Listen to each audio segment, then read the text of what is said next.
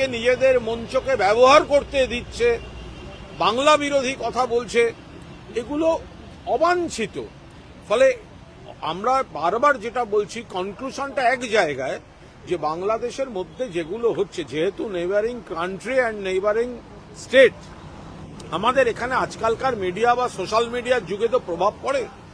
কেন্দ্রীয় সরকারের উচিত, আমাদের দিল্লির সরকার উচিত অবিলম্বে এই একজন সচিব ঘুরে এলেন, মিটিং করলেন, আরে অপারেটিভ পার্ট কি, এফেক্টিভ কিছু করা, যাতে এই ধরনের অশান্তি এবং দায়িত্বজ্ঞানহীন মন্তব্যগুলো বন্ধ হয়। এগুলো তো প্ররোচনা, এগুলো তো উস্কানি।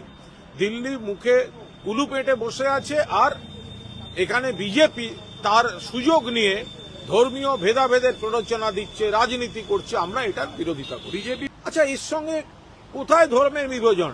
সব ধর্মকে যদি কেউ সম্মান করে, একটা দল যদি বলে যে ধর্ম যার যার, বাংলা সবার, ধর্ম যার যার, ভারতবর্ষ সবার, এর মধ্যে ভেদাভেদটা কোথায়? আমরা মন্দির, মসজিদ, গির্জা, গুরুদ্বারা, অন্য যে যে ধর্মের যে যে উপাসনা স্থল আছে, সেগুলোকে পবিত্র বলে মনে করি। আমরা কখনোই মনে করি না যে একটা ধর্মকে সামনে রেখে আর একটা ধর্মের প্রতি অসহিষ্ণুতা। ফলে এই কাজগুলো তো শুধুমাত্র ধর্মীয় ভেদাভেদ করে ভারতীয় জনতা পার্টি করে। তো শ্রমিক বাবুদের যদি এত বীরত্ব দেখাবার, বাংলায় বসে বীরত্ব না দেখিয়ে দিল্লিতে গিয়ে বলুন না আপনারা কি চান। দিল্লির নেতাদের বলুন, প্রধানমন্ত্রীকে বলুন, বিদেশ মন্ত্রীকে বলুন, তাদের এখতিয়ার আছে। মুখ্যমন্ত্রী তো বলেছেন বাংলাদেশ আলাদা রাষ্ট্র, পশ্চিমবঙ্গ একটা রাজ্য। ফলে বাংলাদেশ নিয়ে আন্তর্জাতিক ইস্যুতে যা করতে হবে, ওটা কেন্দ্রীয় সরকারকে করতে হবে।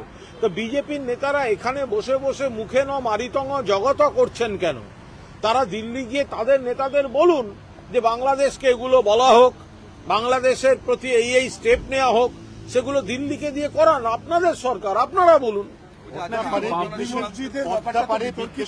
তবে যারা যারা কলকাতা দখল করতে আসবেন, আমরা এমনি খুবই ভয় ভয় পাচ্ছি, ভয় ঠকঠক করে কাঁপছি।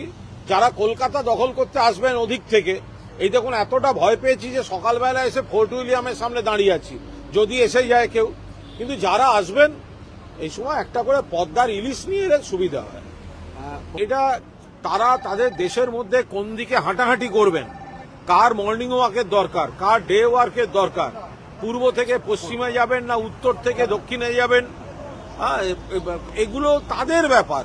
কোনো দেশের অভ্যন্তরীণ বিষয়ে আমরা কোনো অবস্থাতেই কথা বলতে পারি না, এটা মাননীয় মুখ্যমন্ত্রী বলে দিয়েছেন। কিন্তু আমাদের উদ্বেগটা যে জায়গায়, যে বাংলাদেশের ভেতরে অশুভ শক্তির অস্থিরতা, ভারত বিরোধী শক্তি, পশ্চিমবঙ্গ বিরোধী শক্তি, যে অস্থিরতাটা, সেটা না থামালে এর সুদূর প্রসারী প্রভাব পড়তে পারে। আজকে সোশ্যাল মিডিয়ার যুগ, আপনি ওখানে দায়িত্বহীন জ্ঞানহীন কথাবার্তাগুলো এখানকার সব মানুষ দেখতে পাচ্ছে, শুনতে পাচ্ছে। মানুষ প্ররোচিত হয়ে যাচ্ছেন, উত্তেজিত হয়ে যাচ্ছেন, আবেগে আঘাত লাগছে।